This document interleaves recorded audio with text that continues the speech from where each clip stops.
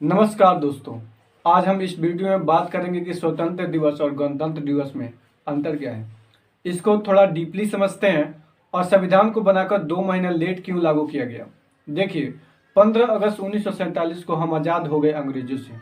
हालांकि उस समय भी हमारे ऊपर फ्रांस का कब्जा था और पुर्तगालियों का कब्जा था। फाइनली हमारा देश आज़ाद हुआ 1961 में, जब पुर्तगाली गोवा से गए। और बात यह है कि आज़ाद अंग्रेजों से हो गए थे, लेकिन हमारे ऊपर किसी का शासन नहीं था। देश कौन चलाता, इसीलिए हम आज़ादी दिवस 15 अगस्त को मनाते हैं। लेकिन अंग्रेजों का कहना था कि यह देश छोड़कर तभी जाएंगे जब आप संविधान बना लेंगे। और हम लोग संविधान 1947 और 1949 के बीच बनाए, जो फाइनली 26 नवंबर 1949 को तैयार हुआ। इसीलिए हम 26 नवंबर को संविधान दिवस मनाते हैं। लेकिन संविधान तो बन गया, शासन किसी का नहीं था। अभी हमारे ऊपर वर्तमान में किसका शासन है? प्रधानमंत्री, राष्ट्रपति, सुप्रीम कोर्ट, इन सब का। लेकिन लागू हुआ 26 जनवरी 1950 को। इसीलिए हम 26 जनवरी को रिपब्लिक डे यानी गणतंत्र दिवस मनाते हैं। गणतंत्र एक संस्कृति शब्द है। गण का मतलब होता है पूरी जनता और तंत्र का मतलब होता है प्रणाली यानी सिस्टम। इसका मतलब हुआ जनता द्वारा नियंत्रित प्रणाली यानी पब्लिक कंट्रोल सिस्टम। और गणतंत्र का मतलब होता है यहाँ जो राष्ट्रीय या प्रधानमंत्री खानदानी नहीं रहेंगे, चुन के आएंगे जनता द्वारा। अब हम बात करेंगे संविधान 2 महीना लेट क्यों लागू हुआ। एक्चुअली जब द्वितीय विश्व युद्ध हुआ था, उस समय इंग्लैंड को बहुत बड़ी क्षति हुआ। जर्मनी ने इंग्लैंड पर 15 दिन 15 रात इंग्लैंड पर बम छोड़ते रह गया और जो इंग्लैंड की जनता थी बहुत बुरी हालात में थी। वहां कंजर्वेटिव पार्टी की सरकार थी। विंस्टन चर्चिल वहां के प्रधानमंत्री, उसी समय जो विपक्ष में थे लेबर पार्टी के लीडर क्लाइमेट इटली। और क्लाइमेट इटली ने बोला अगर हमारी सरकार आएगी तो हम भारत को स्वतंत्र कर देंगे। तो भारतीय ने भी इनका समर्थन किया था। और जब क्लाइमेट इटली की सरकार बनी तो भारतीयों को स्वतंत्र करने की समझ में आ गई। उन्होंने 3 कैबिनेट मंत्री को भेजा भारत में। और जैसा कि आप देखते हैं हमारे यहाँ भी कैबिनेट मंत्री होते हैं। रक्षा मंत्री कैबिनेट मंत्री, विदेश मंत्रालय के कैबिनेट मंत्री, अलग अलग कैबिनेट मंत्री होते हैं। और 3 कैबिनेट मंत्री भारत आए 1946 में, जिस वजह से कहा गया कैबिनेट मिशन। जो कैबिनेट मिशन था इसमें 3 सदस्य थे। एक का नाम क्रिप्स अलेक्जेंडर लॉरेंस, इसका लीडर लॉरेंस था।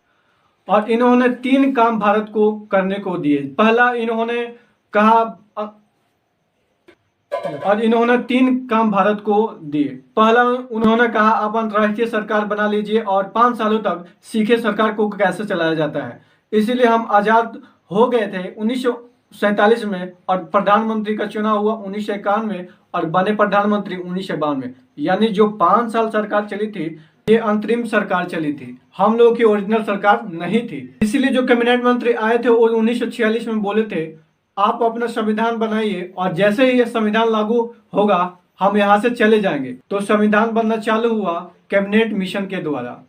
अब रही बात संविधान कौन बनाएगा, तो इसके लिए इनडायरेक्ट इलेक्शन कराया गया यानी अप्रत्यक्ष निर्वाचन कराया गया। और जो लोग चुन कर आए थे उनको संसद के सेंट्रल हॉल में रखा गया था। और आज भी कोई भारतीय परंपरा होती है या कोई शपथ ग्रहण लेता है या कोई विदेशी मेहमान आता है तो सेंट्रल हॉल में ही उसे बैठाया जाता है। और सेंट्रल हॉल में ही संविधान लिखा गया था। और संविधान को लिखने के लिए 389 लोग चुने गए थे। और इस समय भारत का विभाजन भी नहीं हुआ था, यानी पाकिस्तान और पश्चिमी पाकिस्तान अलग नहीं हुआ था। लेकिन अगले ही वर्ष भारत का विभाजन हो गया। और जब 1947 में देश का विभाजन हुआ तो उस समय 299 ही सदस्य बच गए और यही लोग संविधान को लिख रहे थे।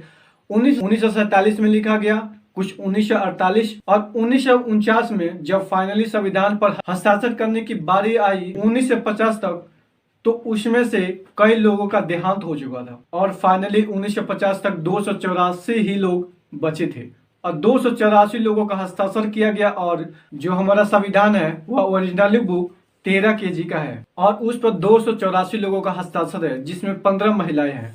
और बात यह है कि संविधान बना कैसे, इसके लिए अलग अलग कमेटी बनाई गई। जैसे राज्यों को कैसे चलाना है, राज्य कमेटी बनाई गई। ऐसे ही अलग अलग करके 13 समितियों को बनाया गया था। और इसमें जिसकी समिति ज्यादा रहती थी उसको मान लिया जाता था। और इन समितियों में जो प्रमुख समिति थी और जो प्रारूप समिति के अध्यक्ष थे डॉक्टर भीमराव अंबेडकर जी थे।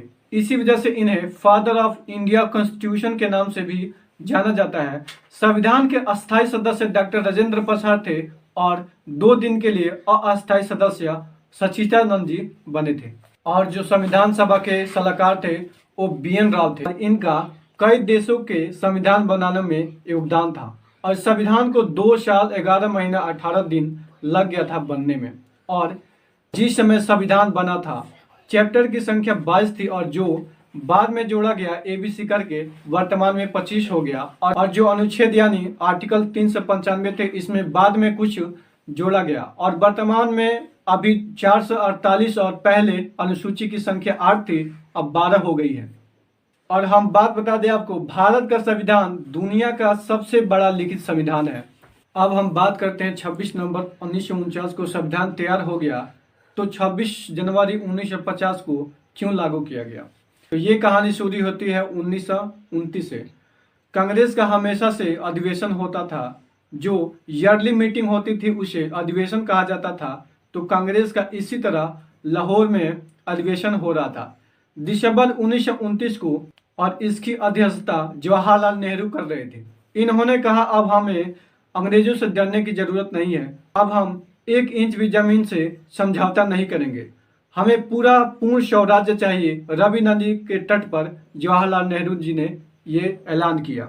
उन्होंने कहा कि हम 1930 के जनवरी के आखिरी संडे को अपना तिरंगा झंडा लहराएंगे और अंग्रेजों से कहेंगे भाड़ में जाओ कुत्तों, अब हम लोग आज़ाद हो गए, स्वाधीन हो गए।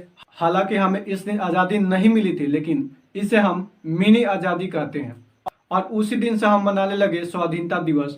जवाहरलाल नेहरू जी ने बोला हर वर्ष इसे मनाया जाएगा और अंग्रेजों को मिर्चा लगाया जाएगा और हर वर्ष स्वाधीनता दिवस मनाने जाने लगा। 26 जनवरी 1949 को भी स्वाधीनता दिवस मनाया गया था लेकिन इसी साल नवंबर के महीने में संविधान बनकर तैयार हो गया।